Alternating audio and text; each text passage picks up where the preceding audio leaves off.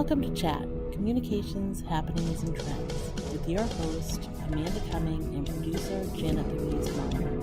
Thank you for listening.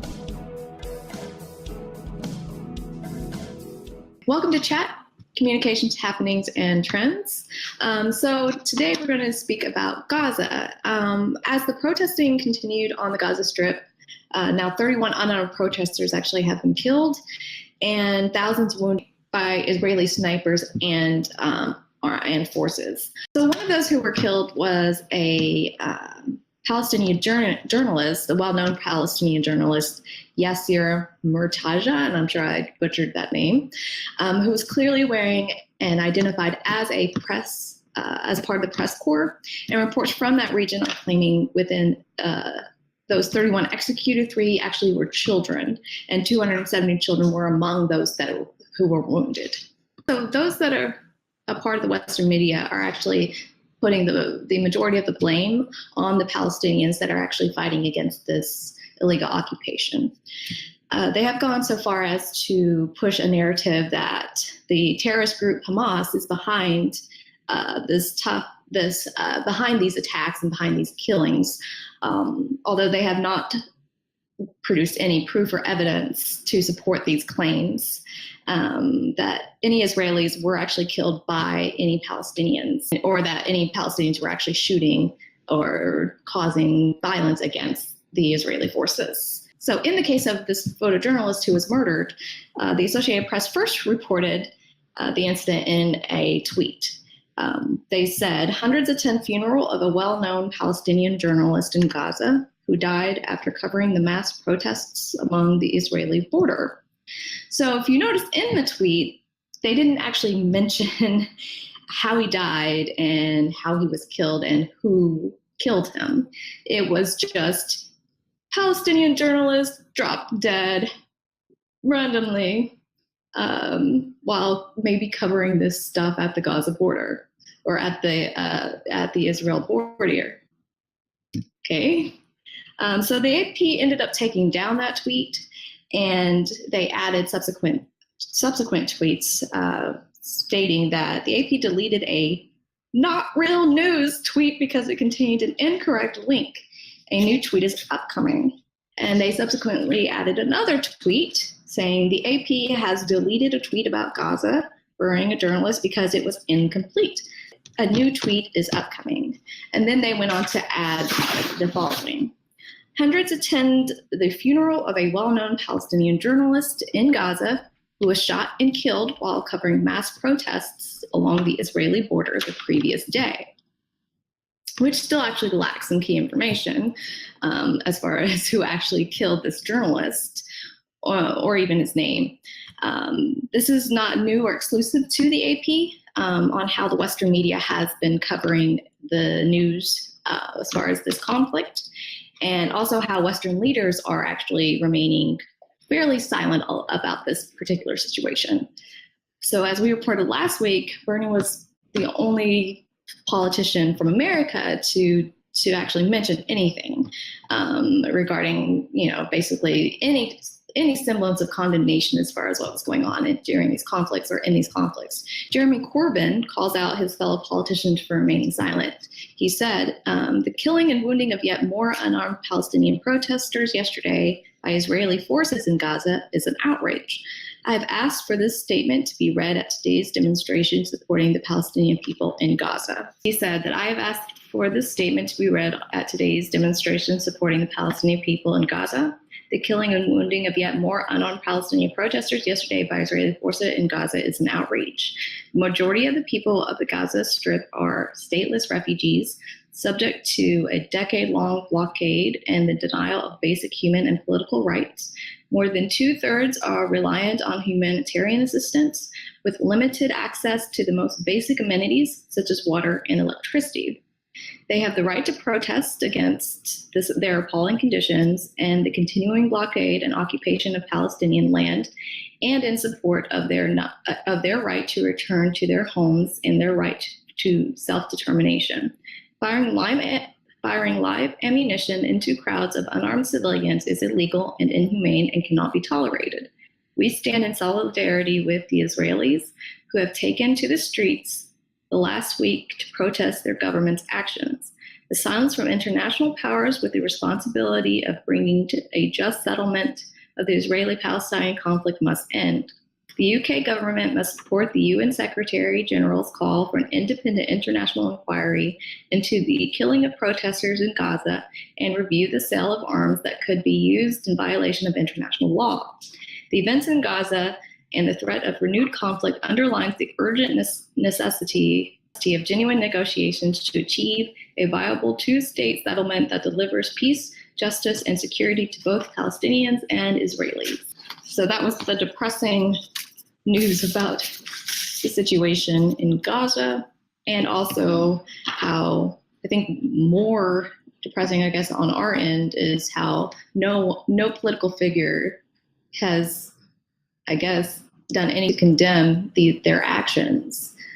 I mean, you've got essentially what could be seen as a genocide against an entire group of people by an authoritarian state, and nobody's saying dick about it. And then the AP is like, nah, this guy just dropped dead. And they had to revise their tweet because they got a lot of backlash from their original tweet, which, by the way, I saw was reposted somehow today. No, I mean, I didn't see that posted again, but I mean, I don't even know why they would repost it. Is the other tweet, the more correct, complete tweet, is that still up? I think the last tweet that we had is definitely still up. That was the one where they were saying, I mean, they still didn't mention Israelis' involvement, and they still did not mention his name, but at least they kind of describe, where he got killed, so people could gather that. But I mean, the AP was just the ones that you and I were looking at, but we saw so many others. I know, like, Abby Martin had a post with a few from, I think one was like the New York Times, and another one was the FP. But it's ridiculous how when you're getting into the mainstream media, in the Western mainstream media, they still are trying to get this towards being Hamas, the terrorist group, that they're the ones that are behind this, which is just not true. I mean, these are people that are fighting for their lives, really. I mean, they have nothing, and they're just fighting for that. So, I mean, them trying to place it, and it was even like that was the FP post, was something about it being oh, well, Hamas is doing this peacefully, like almost like they're doing it peacefully on purpose, so that they're kind of making the Israelis look bad. Well, the Israelis make themselves look bad by responding in a non-peaceful manner to a peaceful protest. Let alone, I don't know if you've seen this, but I hate this false equivalency that has been kind of added to this narrative of, as far as like violence and peaceful protesting and the like. It's going, well, the Palestinians rolled burning tires at the Israelis, and so they had to shoot back. They had no choice. I'm like, you know how fucking slow a burning tire is? You know how slow a rolled tire is? Well, they were even saying the reason why the protesters and why in other protests they use the burning tires is to create the smoke. So they were creating the black smoke so that they couldn't be targeted by the snipers. And that makes total sense. But they're like, we don't want the smoked tires. We're going to shoot randomly into the smoke because, it's all right to kill Palestinians. Because they were going to kill them anyways. Let's just be real. It's ridiculous. And I have to say, the first time I heard about this is how bad the media is. The first time I realized that there was actual Israelis protesting their own government was from Corbyn's message. That's when I was like, oh, okay, I haven't seen anything about that either. Like why are we? Why is no one in the Western media talking about Israelis doing a protest? I mean, and I know that there was other protests. Like I know there was one because I live in Massachusetts. There was one in Boston, and I'm sure there was one, in every city. And once again, none of them here got any mention that I Right. saw, like in any major way. Yes, because they want to make sure that, I mean, it all works together, right? The press helps the government helps the press. There's no independence there. And so we shouldn't even kid ourselves that there's any level of independence. And so anytime like these journalists in the West complain about, oh no, the Trump administration or any administration is restricting our rights, I'm like, you don't even do your fucking jobs in the first place. I don't want any journalists or foe or otherwise to have any rights restricted upon them. But at the same time, who are you to speak out about something? It's when you have missed so many things, and it's you have allowed this to happen. You have allowed the government to bring the hammer down on you because you were not holding the government to account for years and years and years and years. So this is just nothing new. And so I think our media here has no reason to bitch about anything that's happening to them. Oh, and Now, the when I media. talk about like independent media people that are actually trying to do what they can, sure, they have a platform in my mind to bitch. But mainstream media, they can just go to hell. Yeah. But the media here, some of the takes I saw is like, and I mean, I don't know how I feel about it. I haven't totally thought this one through, and I'm sure that it has some credence to it, but it's once again they have to turn around every story onto Trump. Is that, oh, this is happening? Like why are the Palestinians? Why are they protesting now? Is because of what Trump did with, moving, saying that he was going to move our embassy from Tel Aviv.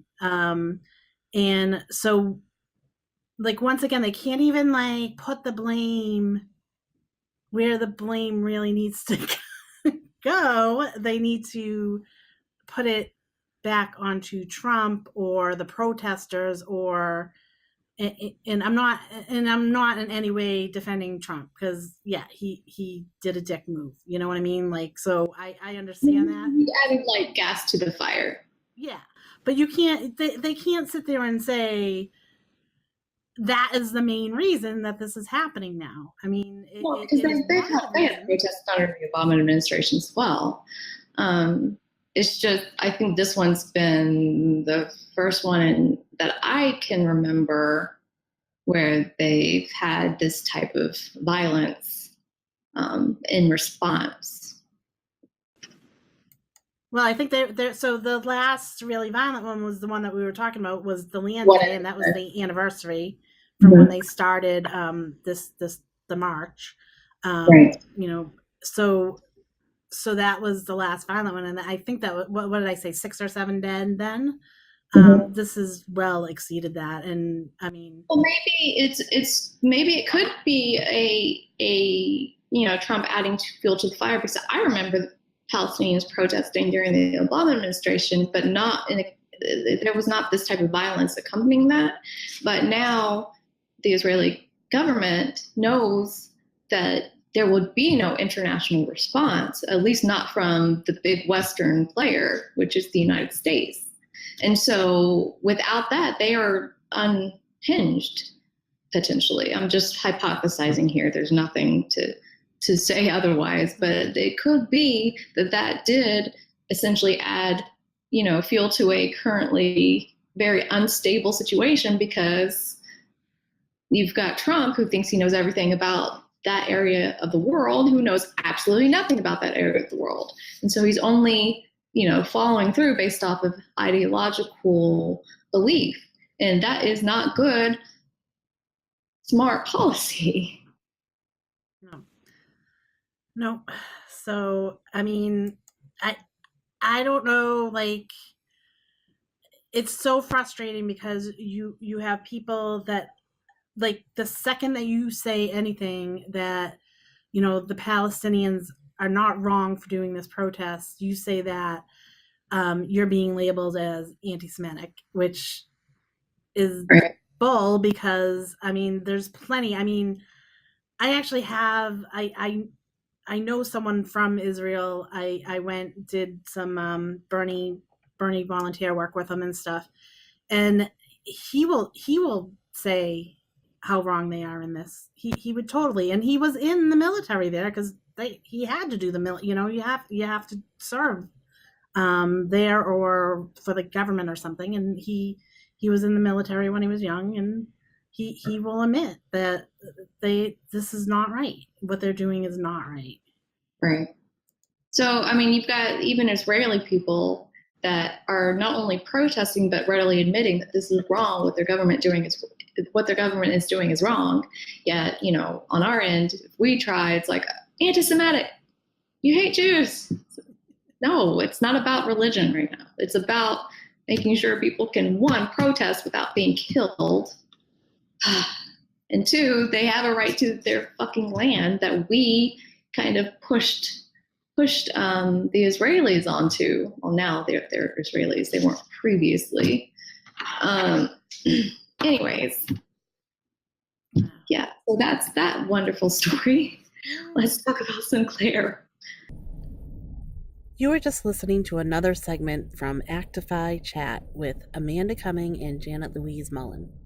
Please remember to like and subscribe below, and head on over to our Patreon at www.patreon.com/ActifyChat to support us in bringing you more content like this.